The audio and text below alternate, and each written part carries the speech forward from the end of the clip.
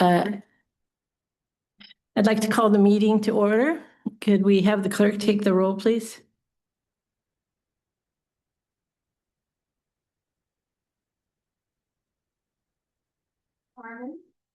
Here. Campos. Poe. Here. Ballard.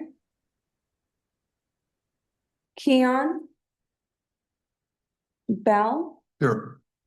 Marks. Here. Anderson. Here. Liebers. Here. Young. Avicoba. And Vega. We don't have a quorum yet. It's okay. Thank you. We'll give it a few more minutes.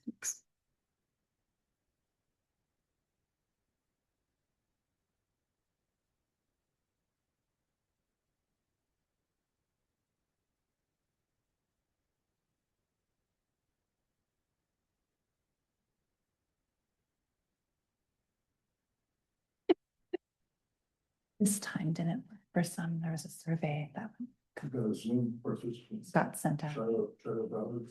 to try to find a new time.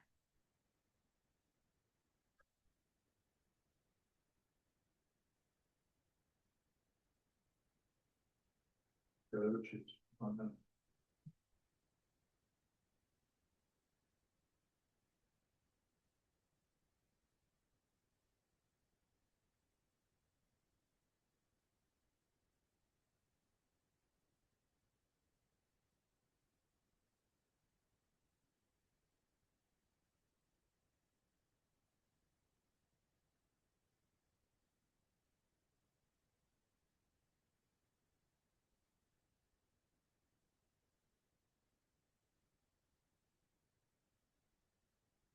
How close are we to a quorum? Ballard, is anybody else with you at the moment?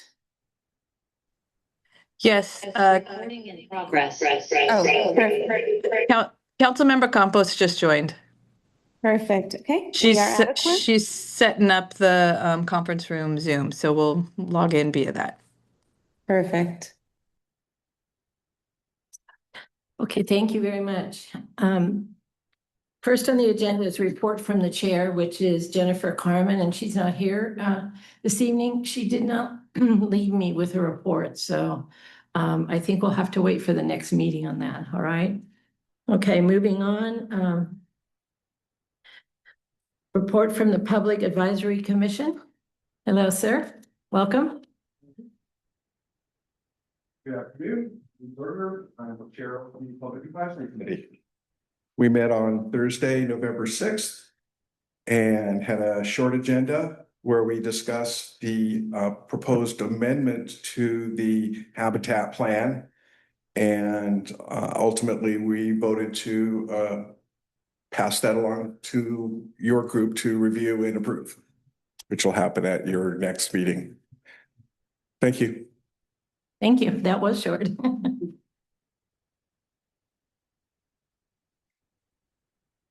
Do we have any public comment from the audience or anyone online? I don't have any speakers, no. Okay, moving on. Okay, we have a consent agenda. Has everybody had a chance to review that? Resolution accepting California Department of Fish and Wildlife Local Assistance Grant Funds. And professional services agreement with Valmar Natural Lands Consulting. So we have two things on the consent. Do we have any comments on that? No, Chair. Sorry about this. Okay. Can I have a motion to approve consent? So moved. Second.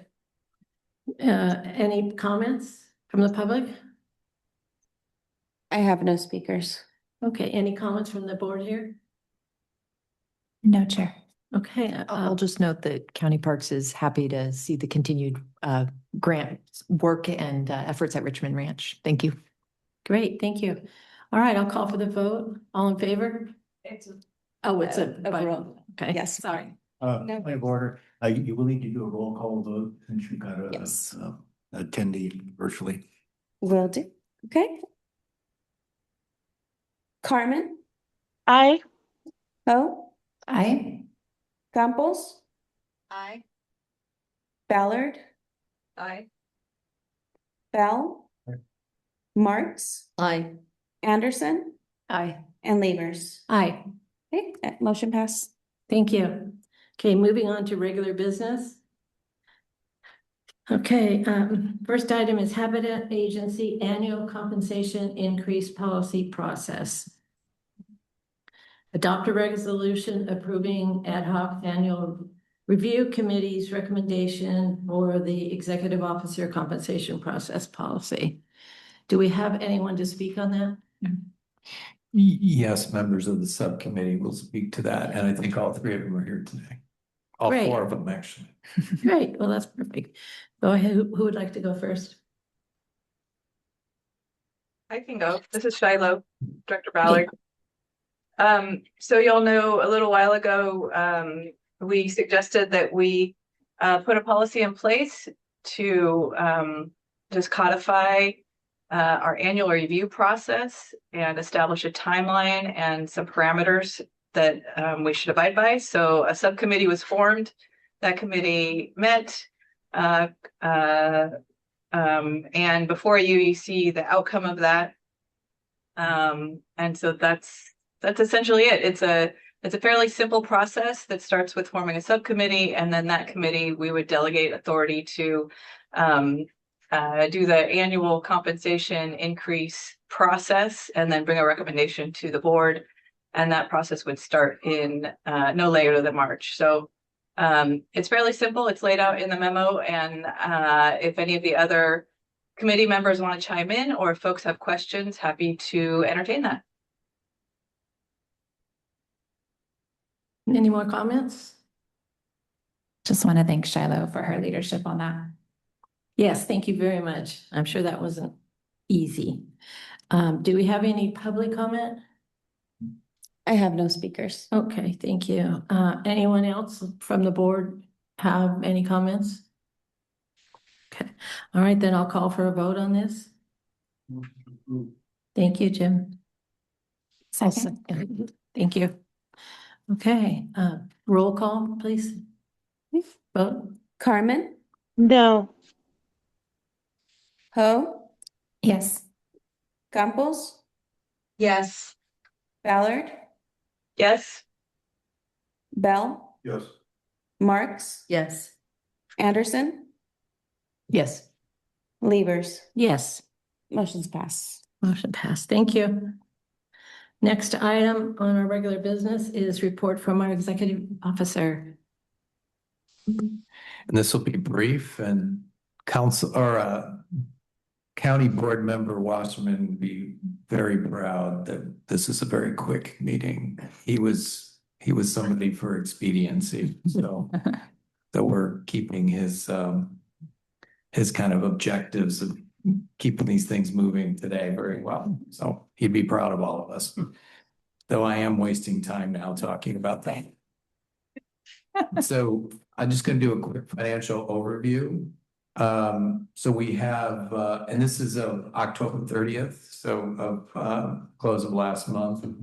And as of today, our investment accounts, we have nearly 9 million in our local agency investment fund, which is basically like a high yield savings account for local government. I'm sure a lot of you all know about those. You probably representatives of your various municipalities probably invest in these type funds. The endowment account is just under 9.8 million. That's for the long-term management of the plan when the permit sunsets in 39 years. For in perpetuity management of the reserve system. We have a liquidity account, which is also with the same Sandhill Global Partners who manages the endowment, and we have a little over 3.3 million in that. Our operating account with JP Morgan Chase, we have just under 1.5 million as of, again, October 30th. There's been revenues coming in and expenses that have incurred since then.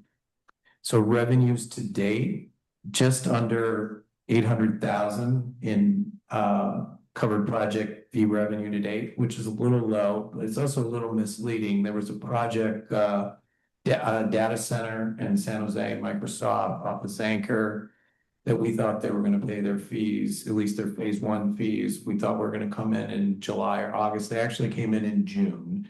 So part of the projections we did for revenues for that year included those funds, but they came in early, which is not a bad thing. So interest and gain, that's on the endowment account, and the other investment accounts we have was 67,000, just a little under that. Grants, reimbursements to date were 276,000. Lease and grazing income, which is never really a big part of our income, but it counts. 13,000, just a little over that. And reimbursements on, so we're not supposed to pay property taxes, but when we take on land, sometimes the county assessor's office, it takes them a little while to take us off the tax rolls. So that and other miscellaneous revenues coming in was just a little over 47,000. So to date, revenues were 1,180,000. So from the expense side, the adopted budget, we thought we were going to be spending about 10.2 million. To date, we've only spent just under 1.6 million. So I do not think, I mean, we do have some big ticket items coming in with a wildlife crossing fence. Most of that's being reimbursed, if not all of it. So we do have things coming in that may trigger that number spiking in 2026. But right now, I don't foresee us getting close to that 10 million number, but we'll wait and see how the year plays out. So we spent, like I said, to date, just under 1.6 million. The adopted budget was at 10.2. So remaining is nearly 8.7. So through the first quarter. From an outreach standpoint, I just wanted to quickly update you. We were involved with as I'm sure many of you were, with the SB 131 debate and the streamlining of CEQA through the California Coalition. We worked with Senator Cortez's office to put language, which ultimately became SB 158, to protect HCPs and NCCP lands that were designated as important lands for HCPs and NCCPs to acquire, that there wouldn't be CEQA streamlining if for some reason there would be a development project on one of those properties that were identified as a biological hotspot within a HCP NCCP map.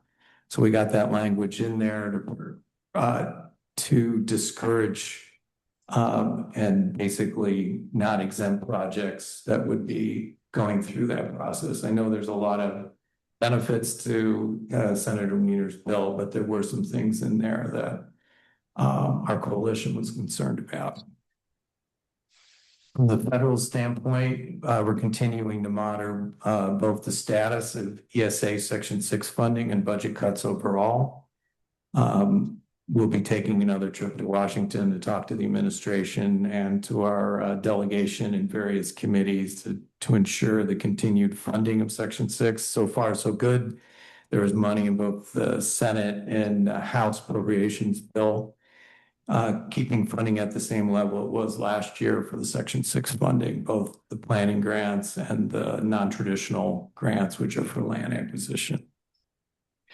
From a land acquisition standpoint, the board heard the Silver Creek Kirby Slope Reserve from Taylor Morrison. That's proceeding, and the agency would be taking on 676 acres in total. 167 of that would be enrolled in a reserve system, and an endowment would be set up to manage the balance of it. That's still proceeding. A phase one has been ordered. We're waiting on a title report from Taylor Morrison, but that's projected to happen sometime early next year, that we'll be taking ownership over those lands. two additional properties. They're in the queue. Can't talk about them at this time. They're both exciting and we'll see how they both play out over time, but look forward to talking to you about both of them when I'm allowed to do that. And I alluded to the wildlife directional fencing project on in Pacheco Pass. The jump outs have been constructed. Fence installation has commenced and we expect early next year, probably sometime in February, for the wildlife fencing to be installed on just a small section of 152 on both sides of the road near the lands that we own, near the Malik CE and the Pacheco Reserve properties. Thank you. Okay, I have a question. What is a jump out? So it's hard for me to describe, but basically it allows for wildlife that is trapped in the road to be able to get out of the area where, because traditionally it's like a fence that blocks their movement, but you have these jump outs that allows them to escape from the road that formerly they would be potentially trapped within that road prism with those fences. And so it's designed to get animals off the road, and then the fence is designed to channel them to 3 undercrossings along on the property we own on in Pacheco Pass area. Okay, thank you. I learned something new today. Yeah. Thank you. You're welcome. Does anyone else have any questions of our executive here, sir? Now, does anyone on Zoom have any questions? No, Okay, any questions from the public? I have no speakers. Okay, thank you. All righty, well then, do we need to vote on this or it's just a report? It's just a report. Yes. That's what I thought. Thank you. All righty.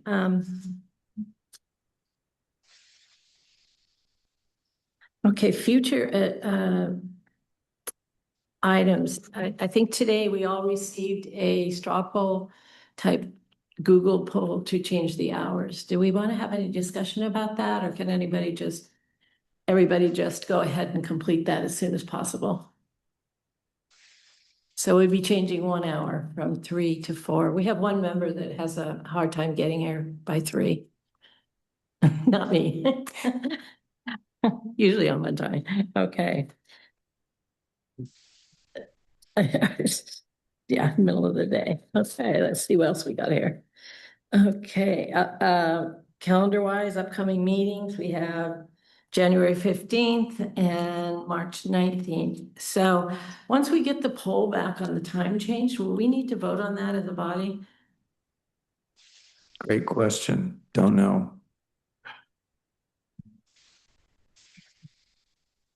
Well, it is a great question. I would think probably the best thing to do is vote on it, so you've got a track record. Okay, great. So that means the January meeting will remain at 3 o'clock. All right. I have a question regarding January meeting. Yes, go ahead. Do you know if we will be, what is happening with the plan amendment at the January meeting? Is that moving to, right now we're in the administrative draft, and so that would be for the first public draft, and then it goes to the wildlife agencies after that. Yeah, it's the submittal of giving us permission to submit the draft to the wildlife agencies for so authorizing me to submit to them. Okay. So, and then the implementation board, I think, adopting the draft itself. Yeah. Okay. So there's 2 actions, one by the governing board, one by the implementation board. Got it. Thank you. You're welcome. And Jerry will give a long presentation. Okay. So Look we'll forward break to it. Wasserman's rules of ending the meeting quickly. Yeah, I was just, Jerry and I were actually emailing earlier today, and there was just some confusion with what phase we're in, right? So we're in the admin draft phase, Mm-hmm. and so I think we're actually a little bit ahead of schedule because we don't have to go through a CEQA process Correct. anymore. Correct. And the feeling is we can do an addendum to the existing CEQA NEPA document, or well, it would just be the CEQA, the NEPA thing still needs to be worked out. So, you will all have time to comment after the wildlife agencies comment, because then it'll come back to you and we got to make sure we're comfortable with whatever changes they're making. And like what we've asked all of you to do, you know, the co-committee agencies to do is just, you know, stick to the comments related to the changes that are proposed. And that's what we've been asking them to do too. Yeah. Yeah, Great, thank you so much. you're welcome. Any more questions? Okay, that concludes our meeting, so I will adjourn at, it looks like 4:23. Thank you. 3:20. Oh, 3:23. Thank you. You're welcome, and thank you all for showing up. The two project managers on the grants, they're happy to get started, so appreciate that. The state process can be long to get a grant agreement. Doris,